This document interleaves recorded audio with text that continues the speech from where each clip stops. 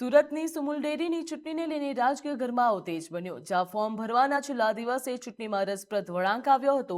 ભાજપના મેન્ડેટ સામે અસંતોષ વ્યક્ત કરતા જયેશ દલાળે પોતાની સહકાર પેનલ જાહેર કરી, જ્યારે કોંગ્રેસે પણ 11 બેઠકો ઉપર ઉમેદવારો મેદાનમાં ઉતર્યા હતા। 16 બેઠકો માટે કુલ 42 ઉમેદવારોએ ઉમેદવારી નોંધાવતા ચૂંટણી જંગ વધુ રસાકસી ભર્યો બન્યો છે। તેમજ જૂથબંધીના એધાણ પણ જોવા મળ્યા હતા, જ્યાં જયેશ દલાળે સ્પષ્ટ શબ્દોમાં જણાવ્યું હતું કે તેઓ ભાજપની મેન્ડેટ પ્રથાનો વિરોધ નોંધાવી રહ્યા છે અને બિનહરીફ ચૂંટાઈ આવ્યા હોવાનું પણ સામે આવ્યું છે। સૌ કોઈની નજર ઉમેદવારી પત્રો ઉપર પરત ખેંચવાની પ્રક્રિયા અને અંતિમ ચૂંટણી જંગ ઉપર ટકેલી છે।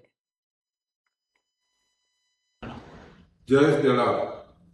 હાલમાં સુમુલની ચૂંટણી ચાલી રહી છે ને જે રીતે પશુપાલકના ક્ષેત્રોમાં આવી રહ્યા છે મેન્ડેટ આપીને, એનો પશુપાલકોમાં ભારે વિરોધ છે। આજે લગભગ જે મેન્ડેટ આપેલા ભારતીય જનતા પાર્ટી તરફથી જે મેન્ડેટ અપાય એની સામે એ જ પાર્ટીના 6 જેટલા આગેવાનોએ ચૂંટણીમાં ઝંપલાવ્યું છે ને ખાસ કરીને મેન્ડેટ પ્રથાનો અમે વિરોધ કરી રહ્યા છે। સુમુલની સ્થાપના અમારા વડીલો આશાકાકા અને રાજકાકાએ 1951માં ખાસ કરીને પશુપાલકોને ગામડામાં રોજગારી મળે અને દાતારાની તાકાતથી ગામડાની વિધવા બહેન પણ દૂધના વ્યવસાયથી રોજગારી મેળવે એના અનુસંધાનમાં સ્થાપના કરી હતી। આજે વડીલોના આશીર્વાદથી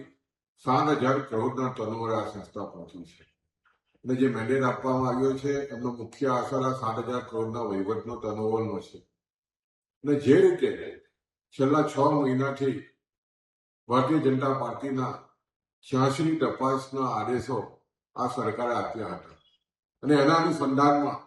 ધોવિન પટેલ ડિસ્ટ્રિક્ટ રજિસ્ટ્રાર નવસારીએ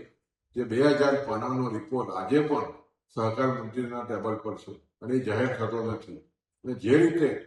ભ્રષ્ટાચારના આક્ષેપોવાળા પશુપાલકોને મેન્ડેટ આપવામાં આવ્યા છે, ડિરેક્ટરોને મેન્ડેટ આપવામાં આવ્યા છે, એનો અમે વિરોધ કરી રહ્યા છીએ અને ખાસ કરીને સુમુલ